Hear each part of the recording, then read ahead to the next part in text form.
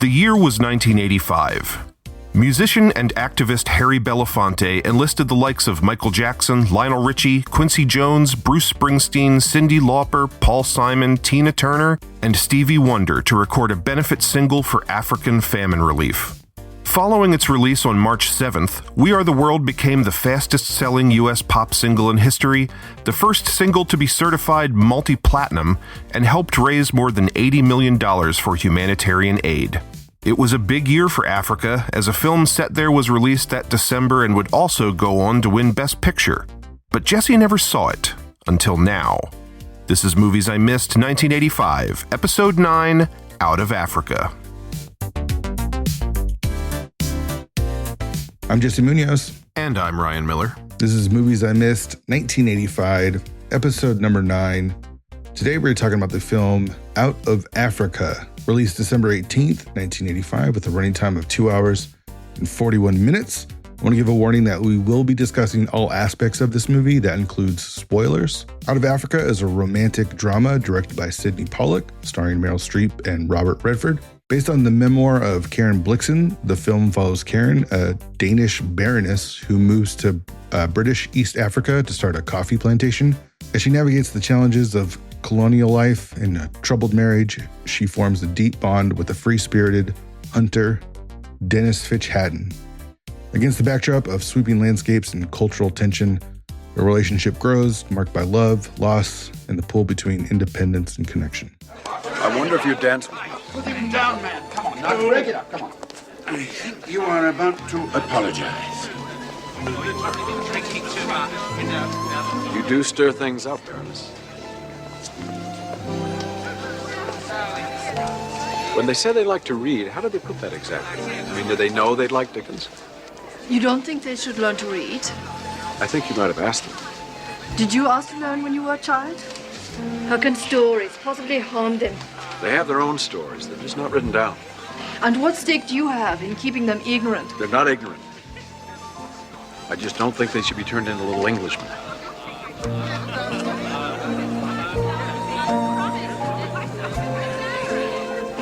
You do like to change things, don't you? For the better, I hope. I want my Kikuyu to learn to read.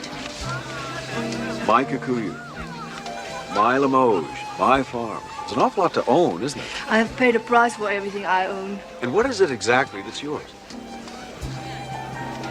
We're not owners here, Karen. We're just passing through. Is life really so damn simple for you, Finch Harty? Perhaps I ask less of it than you do. A couple of plugs. MoviesIMissed.com is our website. We are on Instagram and YouTube at Movies I Missed Podcast for both Instagram and YouTube. And we're available anywhere you get podcasts. All right, Ryan, Out of Africa. This is the movie that won the Oscar for Best Picture in 1985. Had you seen it before? Something you had always wanted to see, I'm assuming? Was dying. I was just dying to see this. No, I picked it because it won the Oscar for Best Picture. I figured it'd be something to, I don't know, see if I missed it or not. Did you have any history with this? Had you seen it before? Did you know much about it? Hadn't seen it. Knew a movie called Out of Africa existed. That's about it. Yeah. What about Sydney Pollack? Are you familiar with some of his movies? Yeah, I mean, I've seen all the ones that you have listed here. 3 Days of the Condor, Tootsie, and The Firm. I like all of those to one degree or another. Mm-hmm. He's not like, my favorite go-to director or anything, but yeah, I like him. Yeah, I feel like a solid, just like someone from the 70s and 80s and in the early 90s who was like consistently putting out good work, but maybe not the sexiest, the flashiest work, right? Even something like, I really like The Firm. It's not like the flashiest, sexiest movie, but it's like a really well-directed, well-acted, good story movie. It's just like solid. I haven't seen Tootsie actually, so I couldn't tell you about that.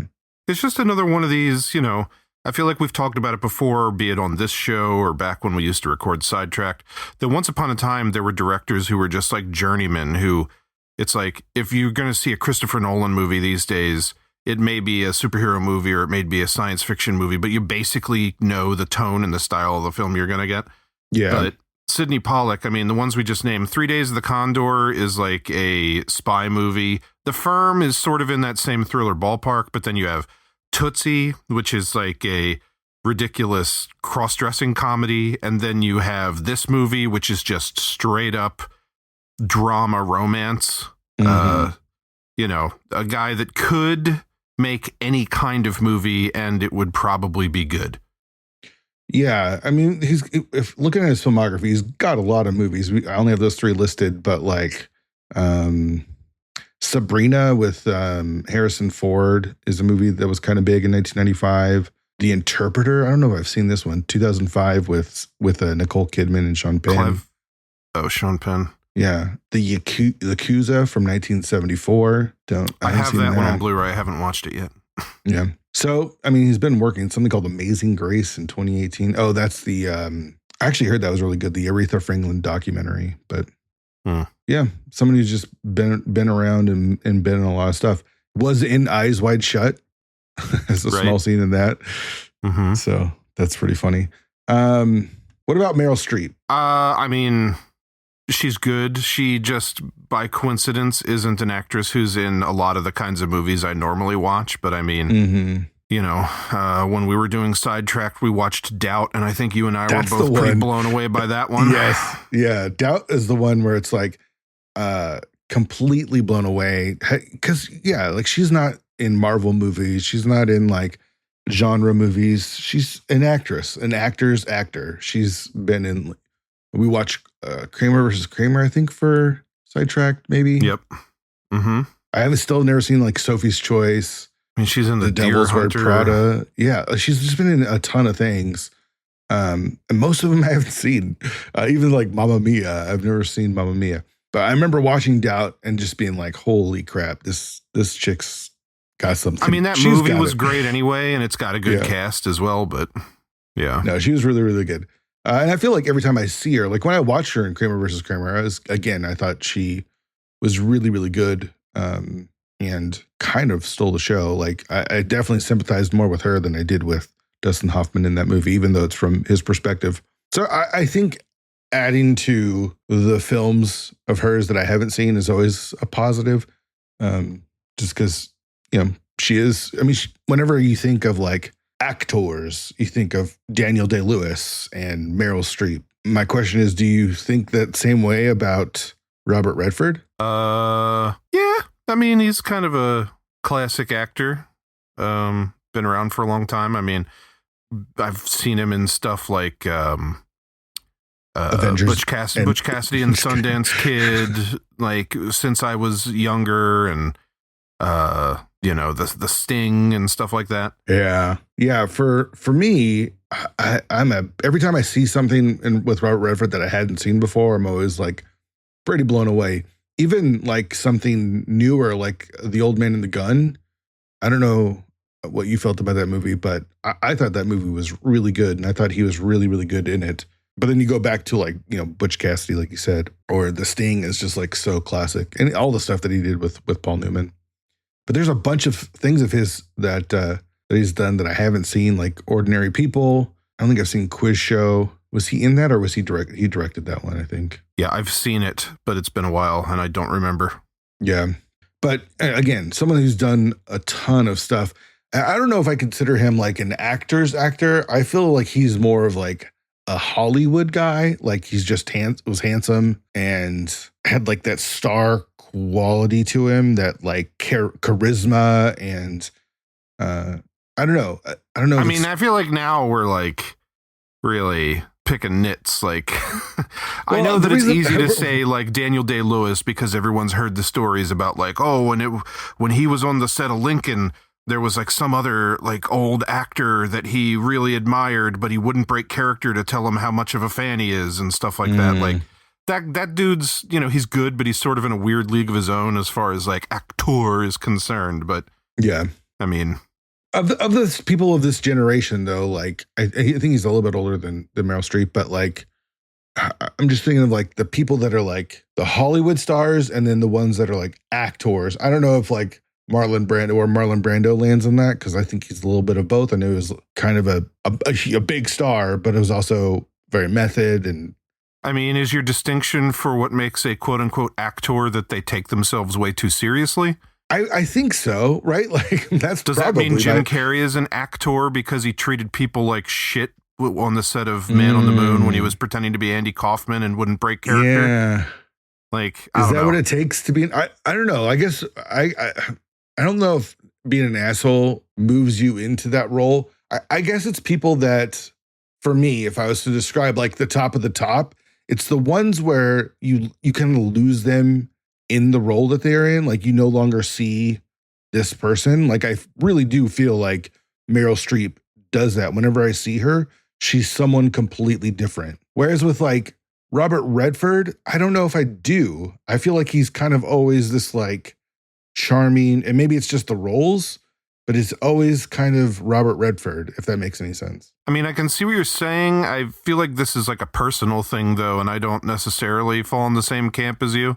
Like, it sounds like you have like a very, like, you're making this very small box to put a couple certain people in who are like the fine classical actors, and then everybody else is like mainstream, where I almost feel like the bigger box for me is like people who, you know, take their work seriously and put in good performances, and they would be the actors, which is anybody from like a Brad Pitt to a Meryl Streep, and then the like Hollywood people would be like The Rock or something. I see. So you have I guess the boxes are more generalized. The reason that I'm bringing this up, I don't put a lot of faith in the whole idea of like, oh, Daniel Day-Lewis is our greatest living actor just because he's like snooty and reclusive. I mean, he's a good actor. I'm not trying to say he's not. I think or it's something, based off of the movies that he's been in more than anything, right? Like, you watch like There Will Be Blood or Gangs of New York, and it's like two really, really strong, different performances. But you know who else gave like a strong, different performance in Gangs of New York was John C. Reilly. Like, yeah. But is he in your actor box? Like, I don't know. I guess he'd be more of a character. Like, I almost give John C. Reilly more credit because he does stuff that's more serious like that, or like Magnolia, but then he also can do like comedies and things, and he's like got a broader array of like what he not necessarily is capable of, but will do. Or something. I don't know. Okay, so the reason that I'm bringing this up, and this is a little bit of a spoilers for some of the reviews, is when we get to the reviews, this movie is not super well regarded, and the consensus that I kept reading when we get to that part is that Meryl Streep is great, Robert Redford not so much, and I just wonder if that's I don't know. I guess let's just get to the like. Did you find his performance that much worse than her performance in this movie? Personally, no. However, I'll say two things. One, I mean, at the when the movie started, I obviously hadn't seen it yet. I didn't really know what I was in for, and I don't lend a whole lot of credence to this shit, but like Robert Redford's name is first in the credits, in the opening credits. Yeah. And if we're doing it by who the lead is, I think that's fucked up because he's not in the movie that much compared to Meryl Streep. I mean, it's part of his character. Like, she is the main character. The story's told from her point of view, and it's about her life. And Robert Redford's a character in that story of her life. And his whole thing is that he's constantly leaving her. So just like by that part of the story, he's not going to be in it as much. And number two, like, she is kind of this vulnerable, real character who has hopes and dreams and desires and, you know, tries to bring them to fruition, but it's like things just don't always necessarily go right for her, and she just kind of deals with it and keeps on moving forward, and she's like a well-rounded character played by a capable actress, whereas his character, he's just a cool dude. Like, you know, right. Like when it comes down to it at the end, like she's putting her heart out on the line and being like, I want to get married, or I want you to be around more. And he's like, look, baby, can't we just keep what we have? Where like, I'm only around a couple days every month or something. It's like but I'm not necessarily putting that on him. I feel like anybody who played this role, like if it was, I don't know who else at the time, like would have been suitable for this, like a Dustin Hoffman or a Clint Eastwood or something. I feel like there's just not enough in the written character or just screen time to do a whole lot more than just be that cool dude, because that's who the character is. And that just doesn't lend itself to this like deep performance that she had. I mean, she's great. and she had a great part to play. He is a supporting character who's kind of a, he's likable, but he's also a bit of a selfish D-bag. Mm-hmm. He's a pretty boy. Yeah. But you don't find that to be... I didn't think his performance was bad, if that's what you're asking. Like, there was nothing about it where I found it phony, or I was like, oh, well, she's, stuffing him in a locker or something, like, performance-wise. Yeah. I thought he served his purpose perfectly fine. Like, yeah. And I don't say that in a bad way, like, oh, he just did what he had to, but it's like, I don't know. I thought he was good. Yeah. Again, I'm not sure who else would have or could have done something to make Elevate that role better. Yeah, exactly. Like, unless they added scenes or changed the dialogue or added something. I don't know. I think he was super effective. Where do you stand? I think he was super effective because she needs to like almost immediately fall in love with him. And how could you not like immediately fall in love with Robert Redford, especially in the scene where he like shows up in the beginning, on the train and everything. And he's just so handsome in his safari gear and those piercing blue eyes. It's like toting giant elephant tusks. Yeah, like of course you need to like fall in love with him. And if you're going to do that, Robert Redford in 1985 seems like a perfect way to go. All right, so the cast is mainly Meryl Streep. I mean, she's like the lead of this movie. She's in almost every scene. She's playing Karen Blixen, who is the Danish baroness who comes to Africa. We've only got a couple of people listed on the cast here. The one that stands out the most is Alfred, Michael Gough from Batman. Yeah. Not a huge role, but that's only a couple of years away from. Nobody really has huge roles. I mean, there are some side characters who are presumably native Africans, but I mean, we don't have them written down, and I don't know if they went on to do more acting or not. But it's the Meryl Streep show. With a side of Robert Redford, even like the guy who plays dual roles as her first husband and his brother, it's very similar to Robert Redford. Like, as soon as they get to their new home with like the coffee fields or whatever, he's just like, I'd rather be hunting. Yeah. I met this other woman. Like, are you cool getting a divorce and just like taking over the farm? It was your money anyway. I'm kind of a douche and loser. Yeah. But yeah, I don't know. There's not a ton of other like significant characters. Even like Michael Gough, I'm assuming we have him written down because he's somebody we've actually heard of before. Yes, yes. This movie is over 2.5 hours long, and I'd wager he has 4 minutes of screen time. Yeah, that sounds about right. Yeah, he's maybe 10 lines of dialogue total. So we've got Klaus Maria Bendur as Bror and Hans von Blixen. Some great names. That's so Meryl Streep is this Danish baroness, and she's not a baroness until she marries which one, Bror or Hans, right? I can't remember which. I think it's Hans. I can't. She's in love. Like when we meet them, like in the same scene we meet them, we know she's in love with one who kind of ignores her, and she's friends with another, and they agree to move and get married just because both of them are like reaching middle age and haven't done anything of significance with their lives. So it's like it's hard to keep straight which one is which. Right. So they get married. So where does her money come from then, if she wasn't royalty already? Because I thought she was royalty with money. I thought she was becoming the Baroness when she married him. I may be mistaken. I mean, when it comes to royalty and hierarchies of all that, I admittedly know nothing because I'm a dumb Westerner. Simpleton. Yeah. I think she's already like some sort of royalty and has money, but is because she's a woman isn't able to do the things that she wants to do, which is go to Africa. And I think they were going to originally start a cow farm or something. Dairy farm. Dairy farm. Yeah. And so he goes ahead to Africa and instead of doing dairy, does coffee, which is weird because it hasn't been done before there. It's like the climate isn't perfect and the soil the elevation is too high. Yeah. And for some reason he does it. And so she kind of comes and takes it over. And like you mentioned, he's just like, I'm out of here. And so she like is this very like entrepreneurial, like very like go get him, a very independent woman for the time. This is the early 1900s, right? This is. Let's just say it. She wants one, but she don't need no man. That's right. That's 100%.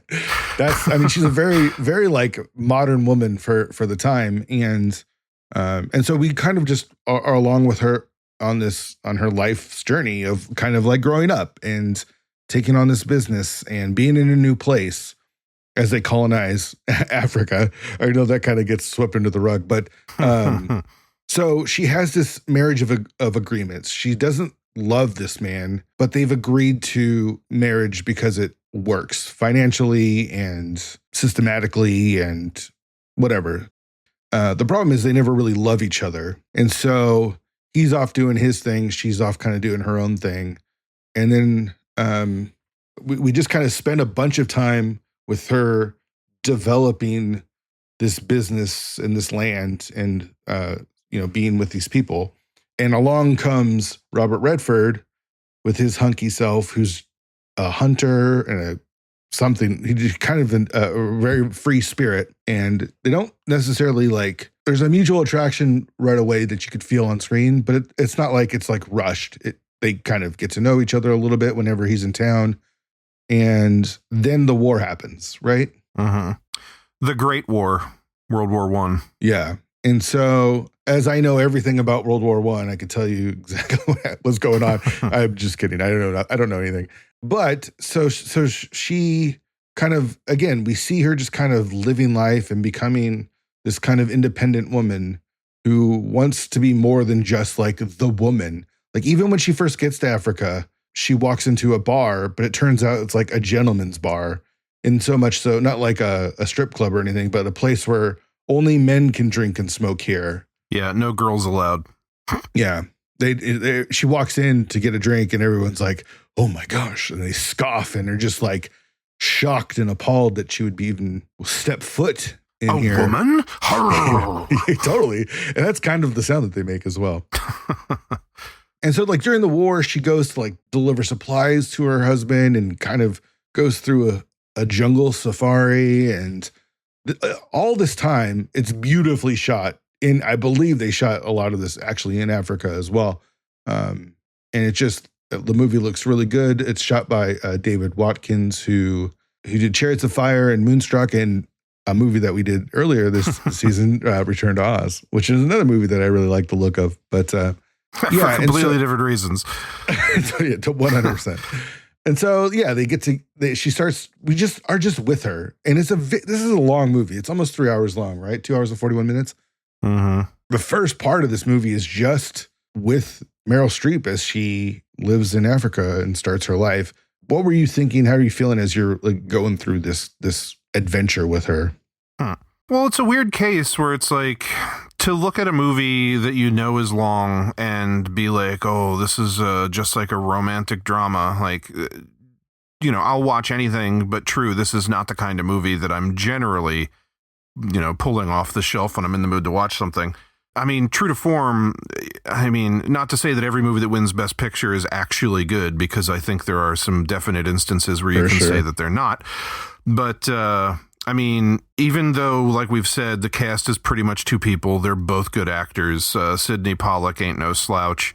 Everything is largely shot on location, whether it's actually in Africa or not, which I think a lot of it was.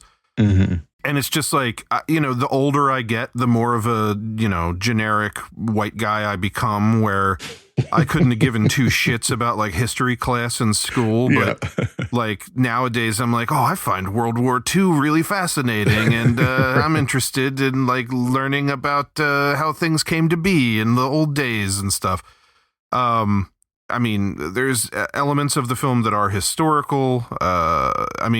And you're just following a well-written, well-performed character. So it's one of these things where like the movie is long, and at any given time I didn't know exactly where it was going to go next, because it's not like an action movie where I've seen so many that I know like, oh, it's going to hit this point and this point in 5 minutes. We'll expect an action scene. Yeah. But I was never bored by it. I was always entertained by it.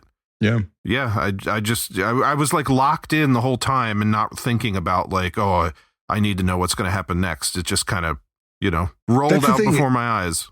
is the performance and the visual, and you're just kind of living with her, right? And if she's good, which she is, then you're just in it, and it's like I'm a part of this, and I'm there with her, and I don't know, it's engaging, whether it's like super filled with action or events or any plot or anything. It's just you're kind of living this life with her, and it's, I don't know, it was really good. Then she gets syphilis, I think, right? Was that the disease that she gets? Yes. Like she starts getting really sick, and turns out she has syphilis. And I think her husband gave it to her because he's kind of sleeping around. I mean, he's not spending most of his nights at home, but he is spending enough time with her to give her syphilis. So yeah, because she drove the fucking supplies all the way out to the front line border during World War I. Yeah. I mean, at least I assume we're to believe that it was that encounter between the two of them that gave it to her, because that's the last time we saw them together before she started to get sick in the movie. Maybe it was just like a passage of time thing, but yeah, it feels like, you know, he sends for supplies and she decides to risk her life to bring them out there to him. And then he's like, hey, in thanks, have this disease. Yeah. It wrecks her enough to where she goes back home to Denmark, I guess. Yep. And gets it treated. And then we later learn, like, now she can no longer have babies. And it messes her up. So when she comes back, I think that's when, like, the whole love story kind of kicks in between her and Robert Redford, it certainly right? feels like, you know, her husband, for all intents and her husband, who she never really, quote unquote, loved in the classic sense anyway, has all but abandoned her with this business and this new home and her thoughts. And then it's like, oh, well, you know, he's just off doing his thing. Boys will be boys. But I feel like giving her a sexually transmitted disease that he obviously got from somebody else outside of their marriage was probably the last straw. It's not like she like slams her fist down and says, I want a divorce, but it's enough for her to be like, you know what? I can play the field. Totally. No, I'm not blaming her. And I think the way she even handles it is pretty like calm. Like, instead of like, again, like being pissed, hey, you messed me up. You gave me freaking syphilis. They just like casually divorce in a way that's like, but not even until way later. Yeah, that's true. I mean, she's with Robert Redford's character for quite a while. And like the war ends and everything, and Redford, for all intents and purposes, like, quote unquote, lives with her, even though he's never there, but he like moves his shit into her house, and her actual husband is just like off in town 2 hours away and doing his whole thing. And it's like the two of them just don't even bother thinking about the fact that they're married. And obviously it doesn't matter to Robert Redford. He only comes to her and asks for the divorce when he's got another lady with money on the line. Because, that's right. I mean, that was part of the thing with them getting married, is that she had the money to start this venture that was probably his idea to begin with. Like, she wanted to do something with her life, but I doubt she was the one who was like, let's go to Africa and raise milk cows. Right. Yeah.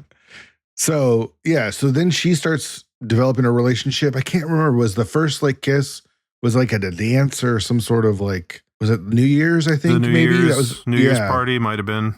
Yeah. I think that's their first because kiss. it's like, you know, when at midnight everyone's supposed to kiss, and it's like, well, the two of them just happen to be, for all intents and purposes, single, into each other, and standing in a group of people who are all kissing one another while glittery substances shower down from the ceiling.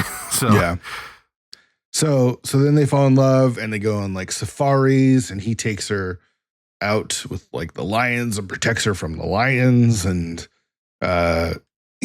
just like this very like romantic dream of like being out in Africa together, exploring the African safari, and then he buys a fucking plane and takes her flying, and that's that's the end of it all. Like, Yeah. So then the rest of the movie is kind of that, of them kind of developing this relationship, and it becomes a thing where it's like they move in together, but he's never really there because he's like constantly doing like other safaris and just off being away. And then they have this like confrontation of like, why won't you be with me? Like, I want you to be with me. And he's like, babe, I got things to do. Like I told He's you, like, I got no strings to hold me down. Yeah, for sure. And so they kind of have a falling out. He ends up going on a trip after they decide to like get together, like to be together. And he's going to take her somewhere. She's going to go to somewhere. I can't remember where it was she was going to go. And before the trip, he goes on another plane adventure somewhere. Oh, well, she was leaving, right? Because yes, that's what it was. Her coffee plantation burned down. That's right. Yeah, part of the plantation burned down, and she had already been talking to the bank because like the coffee, rightfully so, wasn't really, cutting the mustard as people told her it wouldn't. And she basically lost it all, and the bank was going to take her land. And all she was concerned about at that point was making sure the indigenous people who lived on the land still had a place to live. But yeah, he was going to go on this one last, not last, but he was going to go on this trip wherever the hell he was going. He had some things to do. Then he was going to come back and take her to town and see her off because she was going to move back home because there was nothing else holding her here. Right. Yeah. So she's a part of the tribes people there. She starts to teach them English and learning how to read and employing them and not treating them like slaves, but actual people. And she talks about how she can't be a mother anymore, but she feels like she can mother them. And then as there's a fire one night and it burns everything down. She's got no insurance, so she's got to leave everything. And then she's going away. And before Robert Redford can take her away, he dies in a plane crash. Yeah. But I mean, as it was, it seemed like they weren't going to be together. He wasn't going to go back to Denmark with her or something like that. So it's too bad that he died, but their relationship was basically already over. Yeah. Yeah. And that's it. It's it's a true story based, true-ish. I'm sure there's exaggerations and stuff. I will say that after the movie ended, I jumped on Wikipedia just to read a little bit about this woman because I think the postscript or whatever at the end of the film mentions that she became a writer. And going in, I didn't know anything about her. There's an element to the movie where she makes up stories and Robert Redford tells her you should write these down. But she did become an author and she wrote this and a couple of other things that they used elements of for the story in this movie. And, things seemed relatively accurate, but in any based on a true story type of thing, I was kind of breezing through the Wikipedia and seeing oh, well, that's different. Or they changed this a little bit for the movie. But yeah, for all intents and purposes, seemed pretty accurate. Yeah. The broad strokes. There's anyway. Nothing in there that would be there's no way that happened. Right. Yeah. There's it's for the most part feels pretty true to life. I'm sure there was exaggerations and maybe some of the stuff with the lions almost attacking her or something like that's a little Hollywoodized a bit, but it just feels like a character piece, a long character piece by a really. I mean, Meryl Streep is so good in this. I'm sorry, she has an accent. She's got the Danish accent.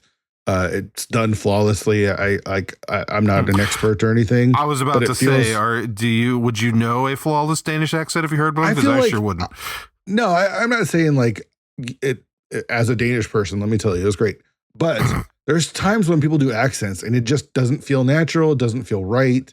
It feels completely off. Right. I mean, I gotta be honest. If you were to do a French accent or a German accent or a Russian accent, I feel like I've heard enough of those and enough interpretations of those that I could be yeah, this is successful or not. I have no fucking clue if I've ever seen a movie where someone was supposed to be Danish before or heard a Danish accent. Sure. It's that was an easy win for them because I had no context. I'm just, joking. I don't think she was bad or anything, but sure. I definitely was watching the movie I guess this is what she's supposed to sound like.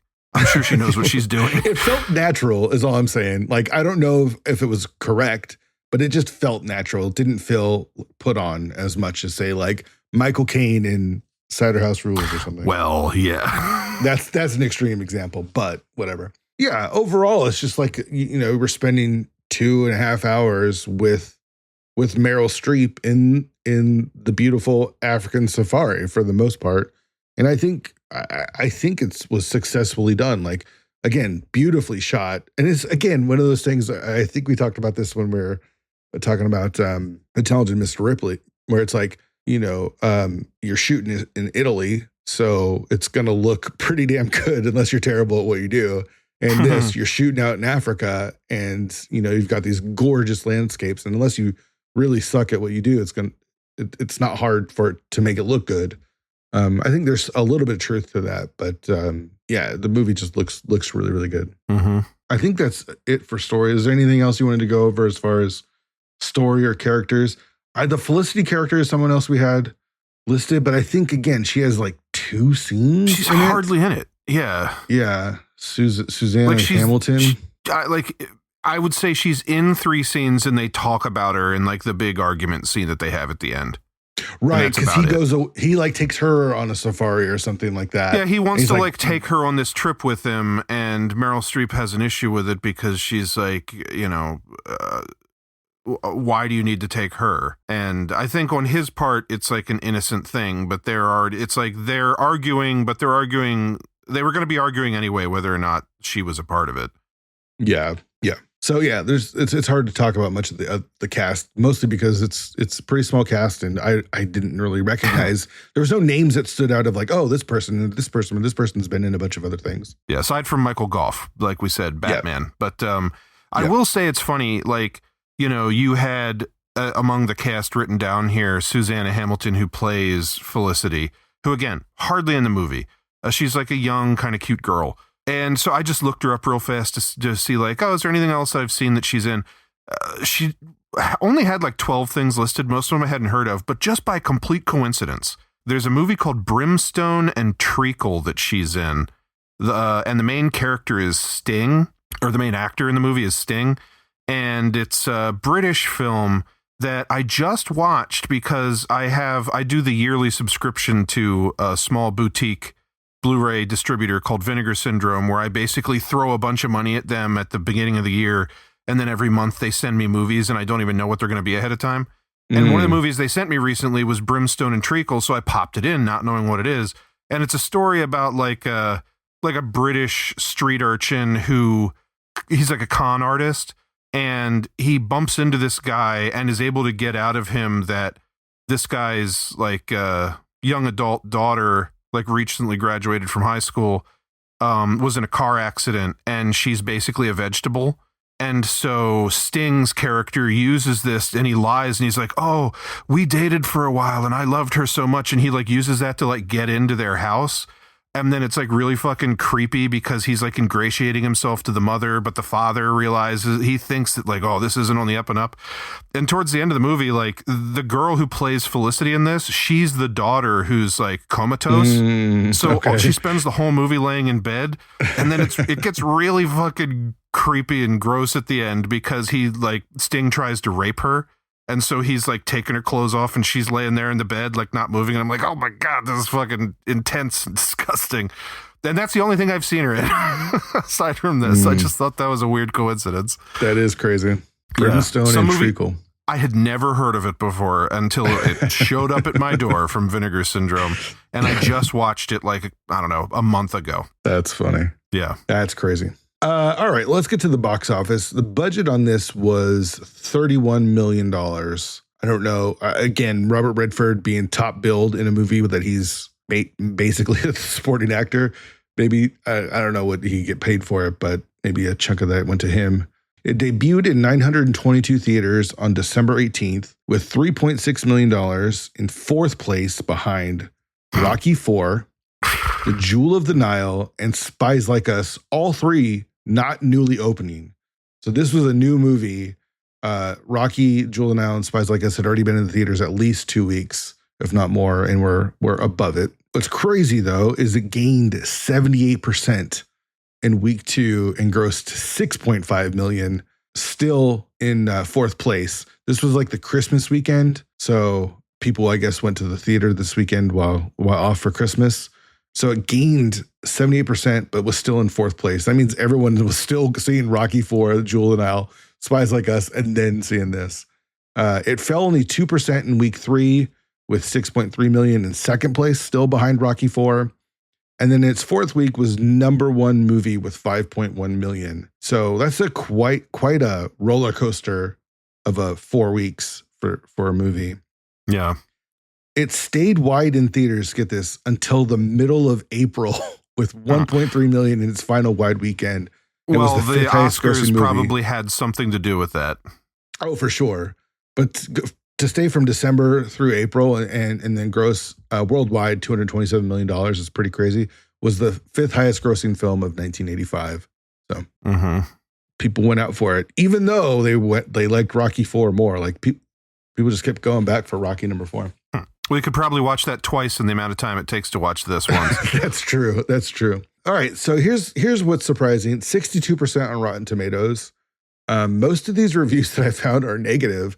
So the reviews are, man, reading these things were crazy. We'll just start with Roger Ebert. He said this, and I got a little piece together. So the Baroness is on a safari with the man who owns the cool voice, a big game hunter named Dennis. They happen upon a pride of lions. He will protect them, but then a lion unexpectedly charges from another direction and is up to the Baroness to fell it with one shot that must not miss, and does not. After the man and woman are safe, the man sees that the woman has bitten her lip in anxiety. He reaches out and touches the blood. Then they hold each other tightly. If you can sense the passion in that scene, then you share my enjoyment of Out of Africa, which is one of the great recent epic romances. The Baroness is played by Meryl Streep. The hunter is Robert Redford. These are high voltage stars when their chemistry is wrong for romances, as Streep was with for Falling in Love and Redford's for The Natural, it's very wrong. This time, it is right. 4 out of 4 stars. Wow, that was a journey. Yeah, well, he was into it for sure. That's like with the one really positive review. Well, it's funny you had said that the reviews weren't that great, so like that whole preamble, I was waiting for him to like drop the hammer and like make a joke. Yeah, he's she the bites one... his lip. I had to bite mine to stay awake during this long, stupid movie. Yeah.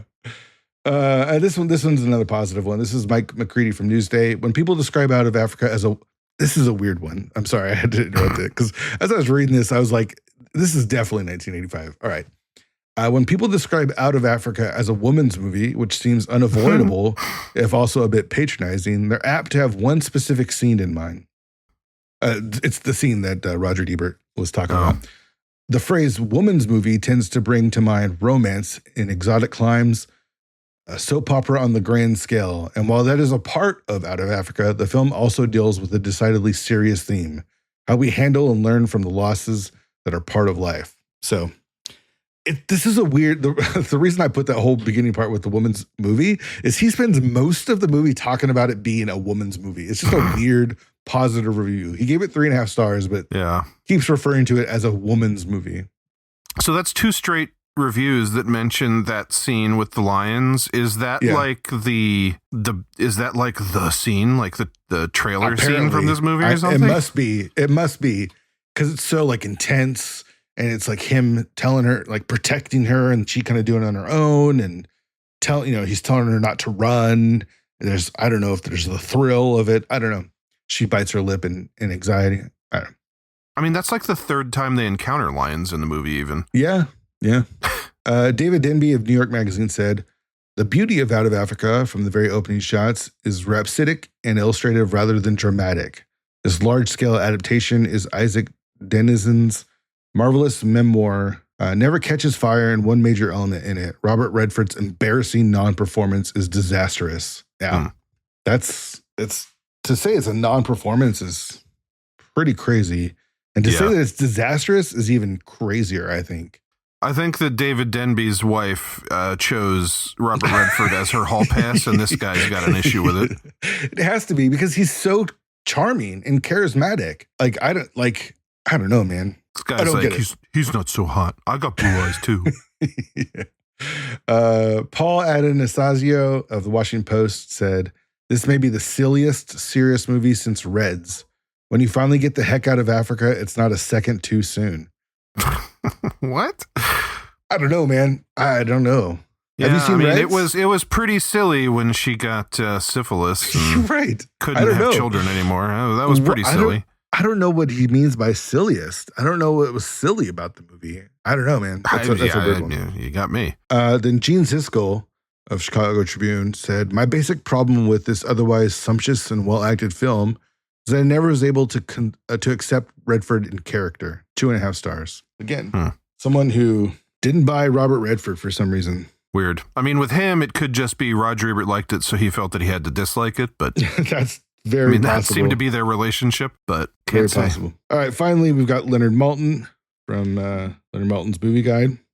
3.5 stars. Exquisite, intelligent romantic drama based on life of Karen Blixen, who married for convenience, moved from Denmark to Nairobi, and fell in love with a British adventurer and idealist before gaining latter-day fame as author Isaac Denizen. Pollock's film brilliantly captures time and place with superb performances by Streep and Brandour, sumptuous photography by David Watkin, and rich score by John Barry. Film's only fault is overlength, and biggest challenge is asking us to accept Redford as an Englishman. Well, you got to appreciate any review that uses the word sumptuous. So, right, yeah, I'm with Leonard there.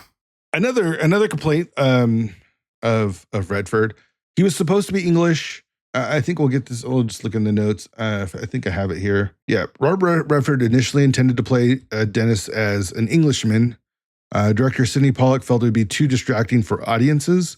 Redford had to overdub some of his lines from earlier takes when he used a trace of an English accent. So Sidney didn't think people would buy him as an Englishman. So they said no to that. But I wonder if that's because he didn't think that he was doing the accent well, or if it was just people are so familiar with Robert Redford, kind of the thing we had with Michael Caine in Cider House Rules, where it's like, we've seen him in a million things and he's got such a distinct voice that to change it just is like, what? Who is this? Yeah, from what I read, it was Sidney was like, people know you too well and won't accept you with an English accent. Even if he does it well, I think people will just think it's Robert Redford doing an English accent as opposed to what Redford, I felt like. You know what the problem is with you? You're too famous. Yeah, that's what it was. Movie's got a lot of awards, so I'll try to get through these as quick as I can. Academy Awards, it has 6.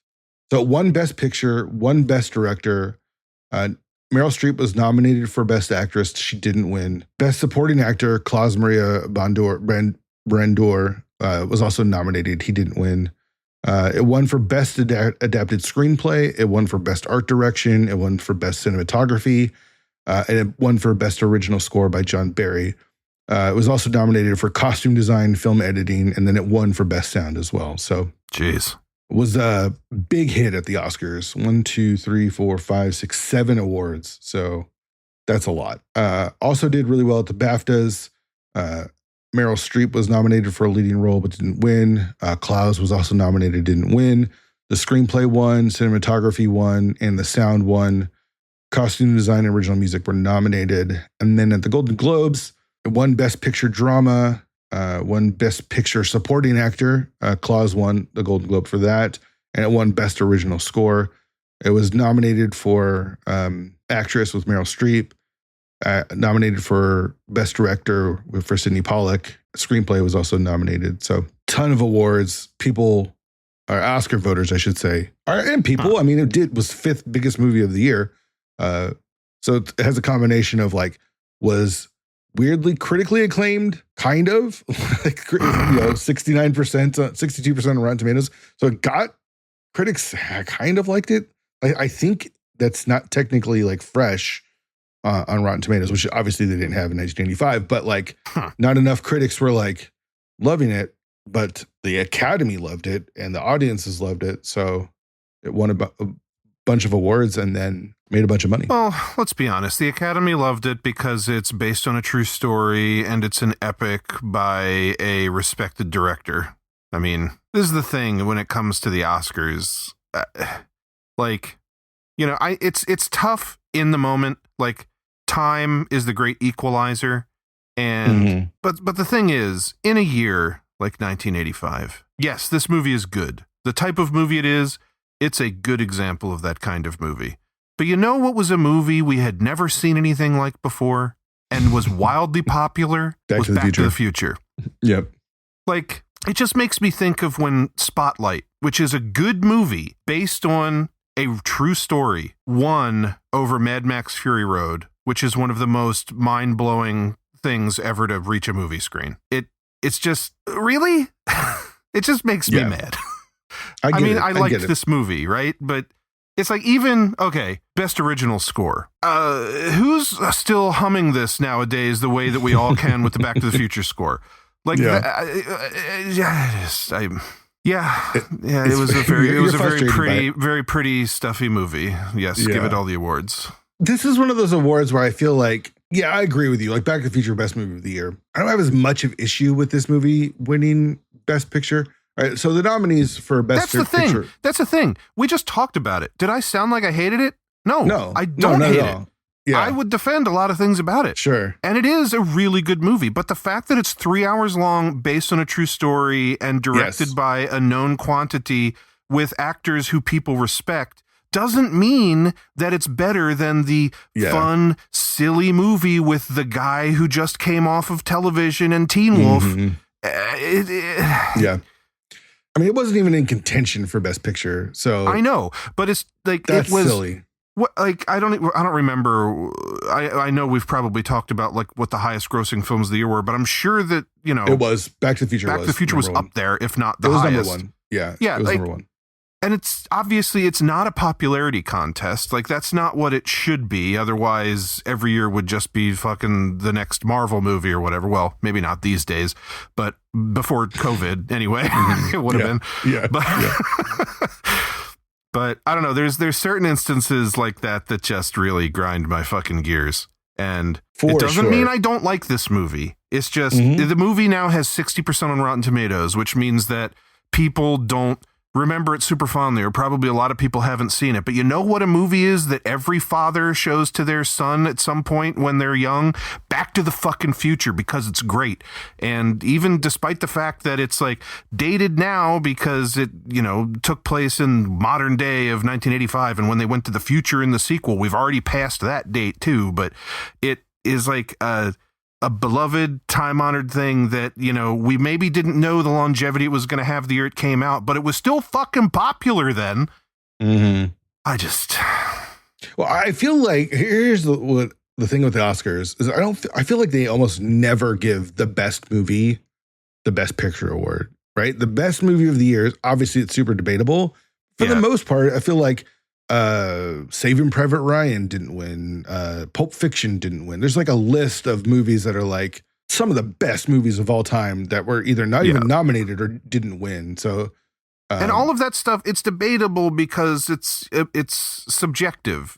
Art is subjective. People's opinions are different. And I don't exactly know what the answer is, but if the whole thing is art is subjective, but it's objective that all of the people who are voting for the Academy Awards all think that this movie deserved to be Best Picture more than something like Back to the Future, then the fucking system is flawed. And that's why I lend no fucking credence to the Oscars anymore, and I haven't in over a decade now. Because, it's great when, like, Parasite wins, which I thought was an awesome movie, or The Shape of Water wins, which I thought was an awesome movie, and both of those are like not your standard Oscar winners. And it's great if things are slowly changing, but it's just like, I don't know, it's something that doesn't matter in the grand scheme of things. It's just, a reason for a bunch of famous people to get together and jerk off on each other in a room. But it's like, I'm a big movie fan, and I get into these conversations with people where they want to talk about the Oscars, and it's like, I feel like I'm coming off like a self-righteous asshole when I give the opinion that I don't give a shit, and then it's like hard for people to understand why, who are just like normal people who are like, oh, Ryan likes movies, I'll talk to him about the Best Picture winner. But I don't know, it's just such a flawed, stupid system. To say that it doesn't mean anything is not true. Like, it doesn't mean anything to you for sure, but a movie winning Best Picture does a lot for the movie. Like, there's... I just mean in this grand scheme of things, the fact that like people care more about talking about, what movie won Best Picture than things that actually matter, because obviously movies matter to me. I'm not saying that like that doesn't matter. I just feel like specifically the Oscars, like there could be a way to reward films and filmmakers that I would respect. I'm just saying I don't respect the Oscars. I get it. I get it. It's not that the movies don't deserve it. Sure. I don't know. But, like, yeah, I get it. Like, I am a sucker for Oscar talk. I think it's fun. I think it gives us a point of reference. I think it's almost better for my favorite movie to lose, so I can complain that it like the wrong movie won. You know, I don't know. But every once in a while they feel like they get it right. I disagree with that. Or I definitely disagree with that, I should say. Like Everything Everywhere All at Once won, and that was like a huge a great movie.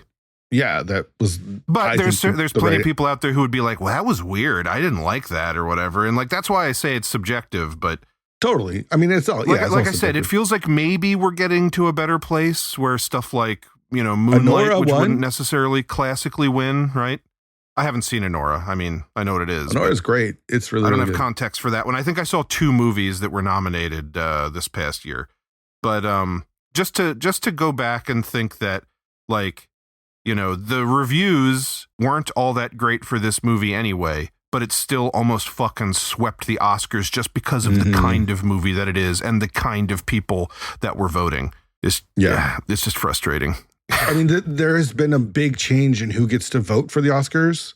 Like they've opened it up. It used to be all old white guys, basically, that voted for the Oscars. That's changed for the better. I think, again, it's all super subjective or whatever. Did you just see the thing the other day? There was an announcement that the Academy made that said that in order to vote, the voters have to have seen all of the movies in a category. Like, no fucking shit.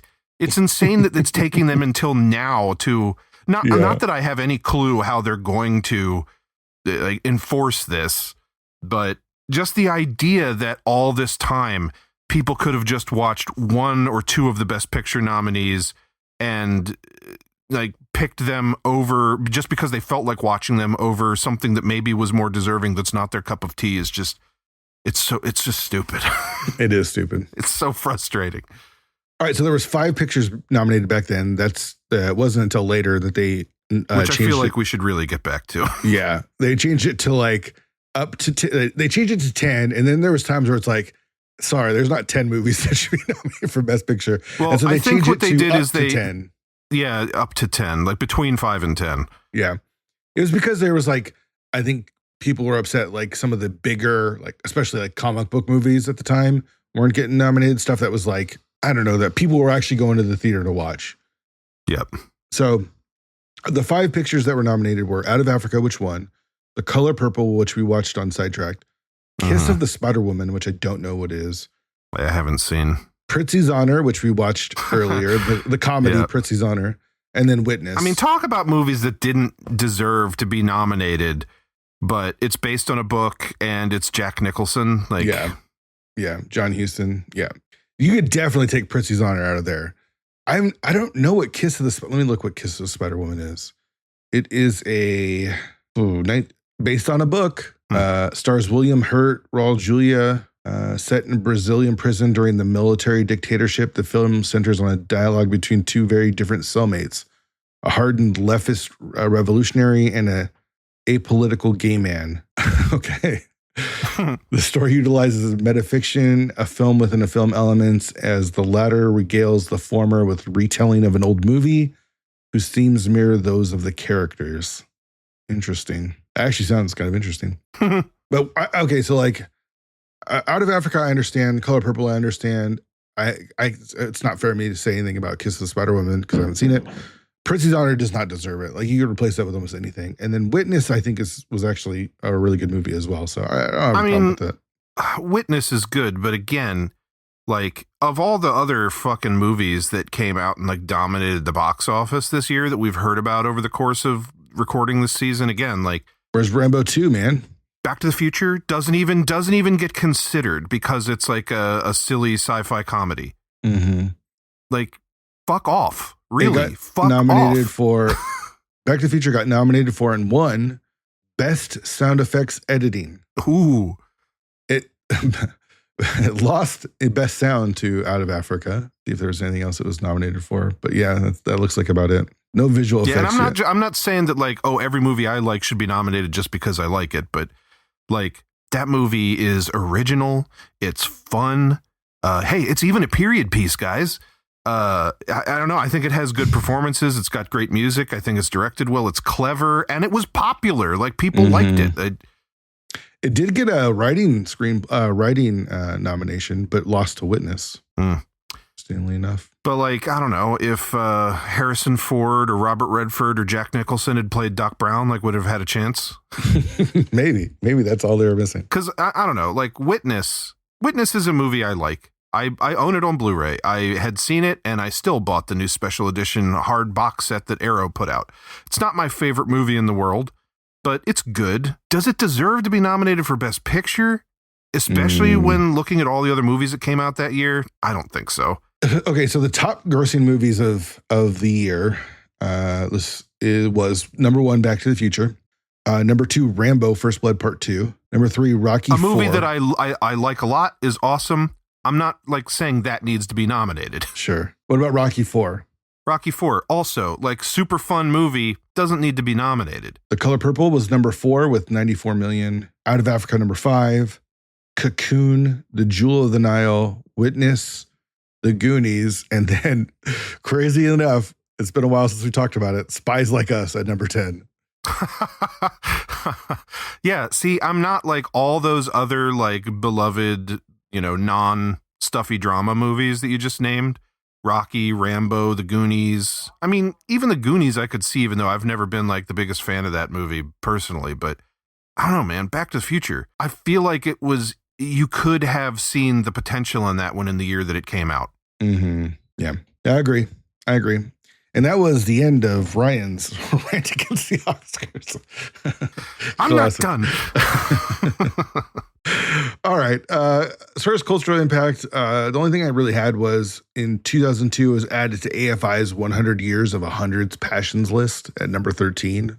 Yeah, but you know what it didn't do? Spawn a cartoon and comic books and 2 sequels and a bunch of action figures and video games. And yeah, people quote it all the time, right? 1.21 gigawatts. People never say that, but they always say, oh, my husband gave me syphilis. Like, I'm going to start saying that. In 2005, it was added to AFI's 100 Films of Film Scores at number 15. I'd love for you to just say that at a random point when you're like out with friends or like at a family dinner. Yeah. And then as far as notes go, the film is loosely based on the 1937 autobiographical book Out of Africa, which we mentioned before, with additional material from other books. Yeah, this is not is Out of Africa better than Back to the Future podcast? Because the answer is no. Like I think I have Back to the Future in my top 4 Letterboxd movies. Like I love Back to the Future. It's one of the best movies. It's so good. So it's not fair to compare it to that. But the question I do have for you is, Ryan, did you miss Out of Africa? It is weird because is because like the whole thing, we're like our angle on this show isn't like thumbs up, thumbs down. It isn't star ratings. It's just like having seen this, like I guess the way I've always contextually put it to myself is like, am I glad I finally got around to it? Or like, oh man, I'm disappointed I didn't see this sooner. And like the movie is good. I liked it. But like even having seen it, I'm not like, boy, it's about time I finally got around to this one, And so it's like, I'm not saying I loved it or I hated it. It's just, I don't know. Do you feel like you quote unquote missed it? Does it qualify for you? I think it qualifies. I think, yes, I really enjoyed the movie. I think the movie is long in its tooth. I do think you could probably cut some time off of it. There was a couple times where I'm like, all right, let's get things going a little bit. But I don't know. I just think Meryl Streep is so like captivating in the movie. And like, again, I felt like I'm just with her living this life. And Robert Redford's super likable. Is it like top 10 from 1985? Definitely not. But I'm actually really glad I saw this. Like, I feel like, I don't know. I feel like with Oscar movies, especially Oscar winners, right? There's like the ones where it's like, yes, this movie was the best movie of the year, Parasite, everything, everywhere, all at once. Yeah, I agree. Those are the best movies of the year. Then there's times where it's like, how did this win Best Picture? Crash, Green Book, whatever. It's like Spotlight. I haven't seen Spotlight, so I can't say. But like Green Book's not a good movie. It's not as good as Mad Max Fury Road. Sure, but like Green Book's just not a good movie. Period. Like it's not like it wasn't as, I don't know what movie won it was going against that year, but it's just not a good movie. And like Crash is not a good movie, and they still win Best Picture. There's like those movies where it's like, how did this even win? And then there's ones that are like in between where it's like, I feel like Out of Africa fits, where it's like, no, it's not the best movie from 1985, but it was a really well-made, really good movie that I enjoyed. So I'm gonna say yes. Yeah. I'm also gonna say yes because I did enjoy it. It's just not something where like I think like The Legend of Billie Jean, like it's similarly not like my new favorite movie of all time, but I feel like I'll now think back on that movie and like things will remind me of it or whatever. Whereas this, it's like good, but it's distinctly possible that like 6 weeks from now I'll never think of this movie again. Sure. But it was good and it had good performances. Yeah. Notice I said performances, not good performance, because unlike some people, I liked Robert Redford just fine. But you didn't think it was embarrassing? Is it was an embarrassing non-performance? No, I would definitely not say that.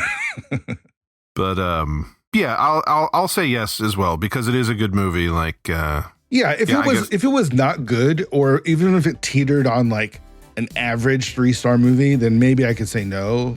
But it was good. It was like my complaints are very minimal. So yeah, I don't know. Yeah, I liked it. Yeah, for something that I never knew a goddamn thing about, and if it wasn't for this show, potentially never would have seen or ever known anything about going forward.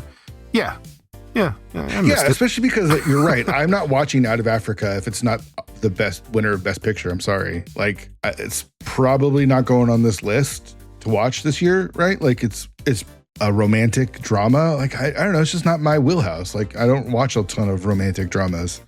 And so I'm glad that I was able to step out and watch something that might be out of character for what I would normally watch, and enjoyed it quite a bit. So, right on. All right, that's going to do it for this episode of Movies I Missed. Join us for our final movie of the year before we get to the year-end wrap. Episode number 10, come back for that, where we will be discussing the film Clue. Your choice. We're going to end on a board game. So, come back for that. Until then, I'm Jesse Munoz. Ryan Miller.